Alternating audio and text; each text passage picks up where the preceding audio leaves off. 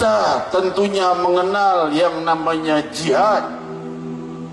Namun kita harus tahu jihad itu seperti apa.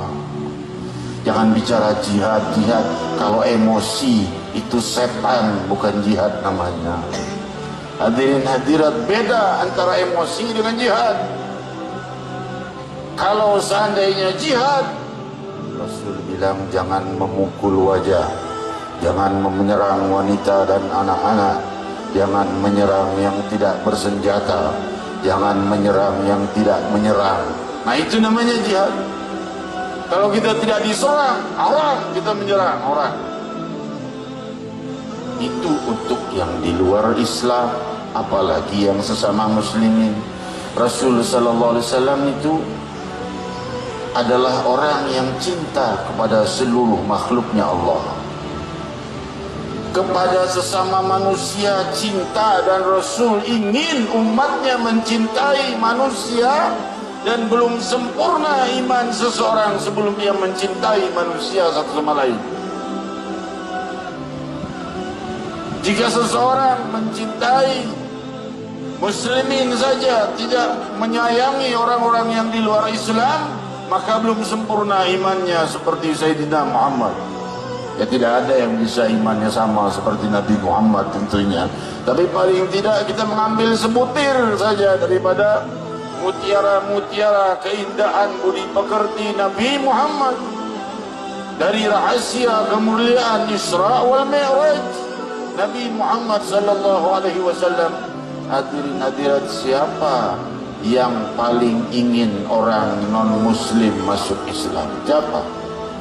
Tentunya Rasul sallallahu alaihi wasallam. Tetapi Rasul justru lemah lembut pada orang-orang yang non-muslim itu. Seorang Yahudi pemuda datang ke rumah Rasul, bilang mau tinggal di rumah Rasul. Kalau orang-orang zaman sekarang mungkin, ngapain kamu non-muslim, najis, masuk rumah saya sana, pergi. Enggak begitu akhlak budi Sayyidina Muhammad. Yahudi diterima oleh Rasul. Tinggal di rumah Nabi, makan sepiring dengan tangan Muhammad Rasulullah, jari-jarinya bersentuhan dengan jari-jari Nabi, minum segelas dengan sang Nabi, tinggal sehari, 2 hari, 3 hari, berhari-hari tidak diusir oleh Nabi dan terus disambut sebagai tamu sampai pemuda itu pulang. Nabi SAW keluar, pemuda itu pergi. Nabi pulang, pemuda sudah tidak ada. Kemana itu orang Yahudi? Nabi tidak berkata, kamu masuk ke rumahnya aku, kamu harus masuk Islam, aku ini Nabi pembawa Islam. Tidak berkata demikian. La ikraha fiddin, tidak ada paksaan dalam agama. Maka hadirin hadirat, Rasul malah apa yang diperbuat, bukan bersyukur, syukur dah Yahudi udah keluar dari rumah gue, repot ngurusin Yahudi. Enggak, dikejar ke rumahnya. Barangkali ada salah di rumahnya, atau kurang jamuan, atau apa, datang ke rumahnya. Didatangi ternyata sakit dan sakaratul maut.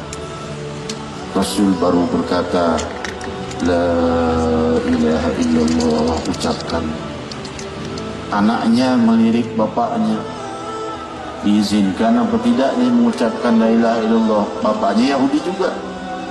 Bapaknya tidak tega melihat budi pekerti Nabi yang begitu indah. Bapaknya berkata, ati Abul Qasim, taati Abul Qasim, taati.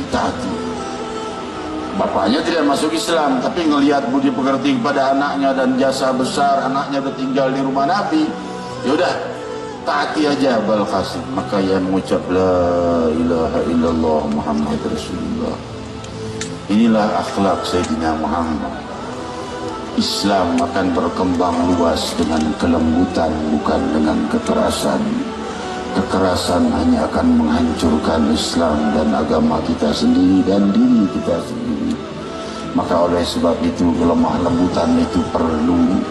Budi pekerti itu senjata terkuat untuk mencapai kemenangan dan keberhasilan di dalam dakwah kita.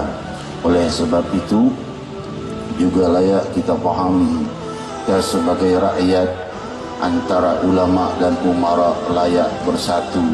Untuk apa?